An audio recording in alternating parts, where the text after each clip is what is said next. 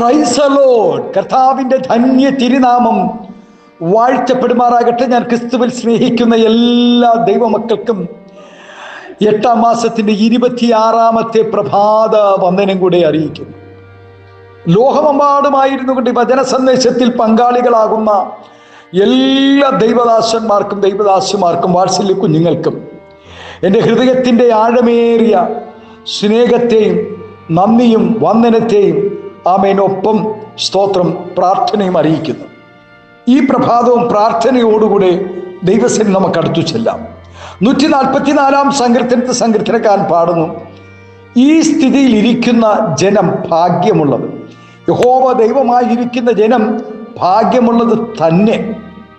ഓരോരുത്തരുടെയും പൂർവ്വകാല സ്ഥിതിക്ക് വ്യത്യാസമുണ്ട്. ചിലർ ആരംഭത്തിൽ സമ്പന്നരായിരുന്നവരും ഇപ്പോൾ ദരിദ്രരുമായിരിക്കും.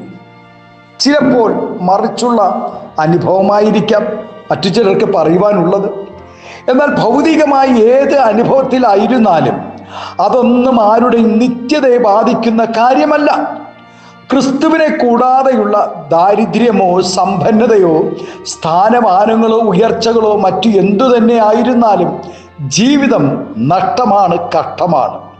ക്രിസ്തുവുള്ളവരായി ജീവിക്കുക എന്നതാണ് ജീവിതത്തിൽ ലഭിക്കാവുന്ന ഏറ്റവും ശ്രേഷ്ഠമായ ആമേൻ സ്തോത്രം ഭാഗ്യവും ഉയർച്ചയും. ഒരു കണ്ണിനും ആദരവ് തോന്നാതിരുന്ന നമ്മെ തേടിയെത്തിയതും നമ്മെ വീണ്ടെടുത്ത് ഉന്നത നിലയിൽ എത്തിച്ചതും നമ്മുടെ സ്ഥിതിക്ക് ഭേദം വരുത്തിയതും യേശു ക്രിസ്തുവാണ്. ഭൗതിക വിഷയങ്ങളിലേക്ക് നോക്കുമ്പോഴുള്ള അനുഭവവും ഒരുപക്ഷെ വളരെ ദയനീയമായിരിക്കാം നമ്മുടെ ജീവിതം.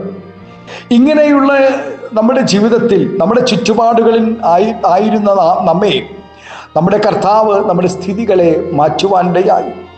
എന്നാൽ നമ്മുടെ സ്ഥിതികളെല്ലാം മാറ്റി ദൈവം നമ്മെ നടത്തിക്കൊണ്ടിരിക്കുന്നു എന്നുള്ളത് എത്രയോ ആശ്ചര്യമാണ്. യേശു ഉള്ളിലായിരിക്കുന്നതാണ് ഒരുവന്റെ സ്ഥിതി മെച്ചപ്പെടുവാൻ കാരണം. അതുപോലെ ദുരാത്മാവ് ഒരുവനിൽ വസിക്കുമ്പോൾ അവൻ്റെ അവസ്ഥ വളരെ ദയനീയമാണ്, വഷളായിത്തീരും. ആരാധനയും പ്രാർത്ഥനയും ഉപവാസവും ഇല്ലാതെ ദുരാത്മാവ് പാപത്തിലും വ്യഭിചാരത്തിലും ഇത്തരക്കാരെ നയിക്കുവാനിടയാകും. ഒരു ദുരാത്മാവ് മാത്രം ഉള്ളിൽ വസിച്ചിരുന്ന ശൗൽ രാജാവിൻ്റെ സ്ഥിതി എത്രയോ ദയനീയമായിരുന്നു എന്ന് നാം അറിയുന്നുവല്ലോ. അവരുടെയും സ്ഥിതി ആമേസ്തോത്രം എത്ര വഷളായിരുന്നു. ഹൃദയത്തിൽ യേശുക്രിസ്തുവിന് വസിക്കുവാൻ അനുവദിക്കാതെ ഇരിക്കുന്നത് അവൻ്റെ സ്ഥിതി വഷളാകുവാൻ കാരണമായി തീരും. ഒരു വ്യക്തിയുടെ ജീവിതത്തിൽ യേശുക്രിസ്തുവിന് വസിക്കുവാൻ തൻ്റെ ഹൃദയത്തെ കൊടുക്കാതെ ഇരുന്നാൽ അവൻ ഏറ്റവും സ്തോത്രം വഷളത്വമായി തീരുമെന്ന് നമുക്ക് തിരിച്ചറിയുവാനിടയാണ്. അതുപോലെ ഒരിക്കൽ ക്രിസ്തു ഉള്ളിൽ വാസം ചെയ്യുകയും ജീവിതത്തിൻ്റെ സ്ഥിതിക്ക് ഭേദം വരികയും ചെയ്തവർ ലോക ഇൻപങ്ങളിൽ കുടുങ്ങി പാപത്തിൽ വഴുതി വീഴുകയും അതിൽ തുടരുകയും ചെയ്താൽ ക്രിസ്തു ആ വ്യക്തിയെ വിട്ടുപോവുകയും അവൻ്റെ ഒടുവിലത്തെ സ്ഥിതി ഏറ്റവും പരിതാപകരമാവുകയും ചെയ്യും എന്നും ദൈവവചനം മുന്നറിയിപ്പ് തരുന്നു. ദൈവത്തിൻ്റെ ജനമായി തീരുന്നവരുടെ അവസ്ഥയ്ക്ക് മാറ്റം വരിക തന്നെ ചെയ്യും. ആമേൻ. ദൈവം തൻ്റെ ജനത്തിൻ്റെ സ്ഥിതി മാറ്റും. യാക്കോബ് സന്തോഷിക്കും, ഇസ്രായേൽ ആനന്ദിക്കുമെന്ന് ദൈവവചനം നമ്മെ വെളിപ്പെടുത്തും. ജീവിതത്തിൻ്റെ സമസ്ത മേഖലയിലും പരാജയപ്പെട്ട് തകർന്നു പോയ ഒരുവൻ ക്രമീകരണം പ്രാപിച്ച് മടങ്ങി വരുമ്പോൾ അവൻ്റെ അവസ്ഥയ്ക്ക് മാറ്റം വരുത്തും ദൈവം. യോബിൻ്റെ സ്ഥിതിക്ക് ദൈവം മാറ്റം വരുത്തുവാൻ കാരണം കഷ്ടതയിലും ദൈവത്തെ മുറുകെ പിടിച്ചു.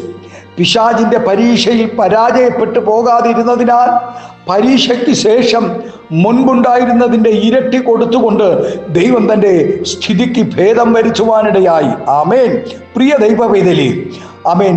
പരിതാപകരമായ പൂർവ്വസ്ഥിതിയിൽ നിന്നും വലിയ മാറ്റങ്ങൾ ദൈവം നമുക്കായി ഒരുക്കി തന്നപ്പോൾ നാം ഇനി അനുസരണക്കേടും നന്ദികേടും കാണിച്ച് ദൈവത്തിങ്കിൽ നിന്നും അകലുകയോ ദൈവത്തെ വിട്ടുപോവുകയോ ചെയ്യാതെ ദൈവസന്നിധി നന്ദിയുള്ളവരായി ജീവിക്കണം. ചിട്ടയായി വളരുന്ന തലമുറകളായിരിക്കണം.